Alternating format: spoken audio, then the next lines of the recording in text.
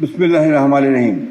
সামরিক সচিব, সচিব জনবিভাগ, প্রেস সচিব, সহকারী সামরিক সচিব, উপস্থিত বঙ্গভবনের সকল কর্মকর্তা কর্মচারীবৃন্দ, আজকের এই বিশেষ দরবারে আপনাদের সকলের উপস্থিতি আমার জন্য অত্যন্ত আনন্দ ও সম্মানের।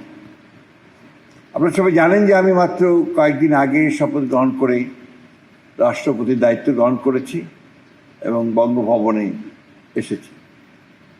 যেদিন আমার নির্বাচন হয় সেই নির্বাচনের দিনই আমি কিন্তু 3টে পদত্যাগপত্র পেশ করে এসেছি আমাদের প্রধানমন্ত্রী ও স্পিকারের কাছে। একটি হচ্ছে যে আমি যে মন্ত্রী ছিলাম সেই মন্ত্রিত্ব থেকে আমি পদত্যাগ করেছি, আমি যে সংসদ সদস্য ছিলাম সেখান থেকে পদত্যাগ করেছি, স্পিকারের কাছে পদত্যাগপত্র দিয়েছি। আর আমি যে মহাসচিব ছিলাম বাংলাদেশ জাতীয়তাবাদী দলের এবং তার সদস্য পদ থেকে আমার পদত্যাগপত্র দিয়েছি আমি চেয়ারম্যান জনাব তারেক রহমানের কাছে। অর্থাৎ আমি এখন সম্পূর্ণভাবে একজন দল নিরপেক্ষ মানুষ এবং আমার রাষ্ট্রপতি হিসেবে দায়িত্ব গ্রহণ করার পরে আমি সব কিছুর রাজনীতির ঊর্ধ্বে আমি থাকবো বলেই আমি শপথ নিয়েছি এবং আমার জন্য কোনো রাগ বিরাগ অনুরাগ কোনো কিছুর জন্য থাকবে না। আমার সামনে একটাই মূল উদ্দেশ্য, লক্ষ্য, সেটা হচ্ছে আমার দেশ, আমার রাষ্ট্র, আমার জনগণ। আপনারা জানেন যে আমি দীর্ঘ রাজনৈতিক একটা সময় পার করেছি, দীর্ঘ। সেই সময়গুলোতে আমি একদম মাটির মানুষের সঙ্গে থেকে আমি কাজ করেছি। আপনারা এই জানেন যে আমরা দীর্ঘ সংগ্রামের মধ্যে দিয়ে আমরা এক গণতান্ত্রিক পরিবেশে এসে উপস্থিত হয়েছি। এই গণতান্ত্রিক পরিবেশে আমরা প্রথমে আমাদের যে বিষয়গুলো ছিল, আমরা কিন্তু রাষ্ট্রপতির শাসন থেকে পার্লামেন্টারি ফর্ম অফ গভর্নমেন্টে আমরা এসেছি।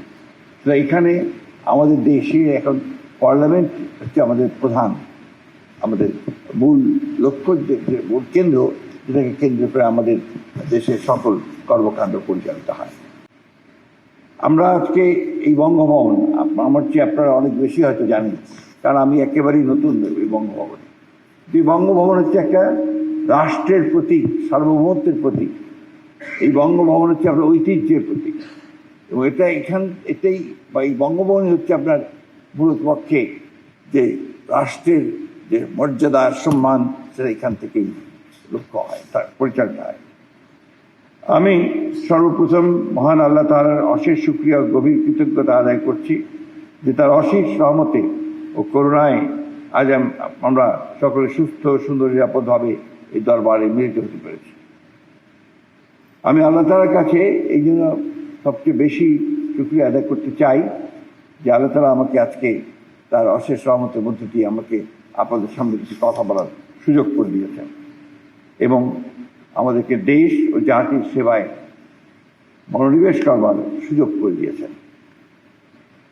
আমি আজকের এই দিনে আপনাদের সামনে আমাদের দেশের, আমাদের জাতির যে মহান মুক্তিযুদ্ধ, 1971 সালের মুক্তিযুদ্ধ, সেই মুক্তিযুদ্ধের মধ্য দিয়ে আমরা যে দেশ মাতৃকার স্বাধীনতা ছিনিয়ে নিয়ে এসেছিলাম, সেই যুদ্ধে, স্বাধীনতা যুদ্ধে, মুক্তিযুদ্ধে যারা প্রাণ দিয়েছিলেন সেই সমস্ত শহীদদের আমি শ্রদ্ধাভরে স্মরণ করছি।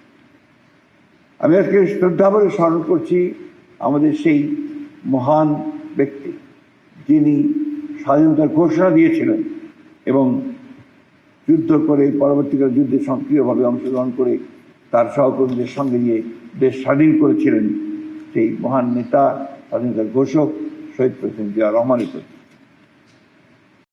আমরা দেখেছি যে শহীদ প্রেসিডেন্ট জিয়া রহমান এরপরে তিনি যখন দায়িত্ব পেয়েছেন রাষ্ট্র পরিচালনা করবার, তখন তিনি দেশে কিন্তু মৌলিক পরিবর্তন নিয়ে এসেছিলেন।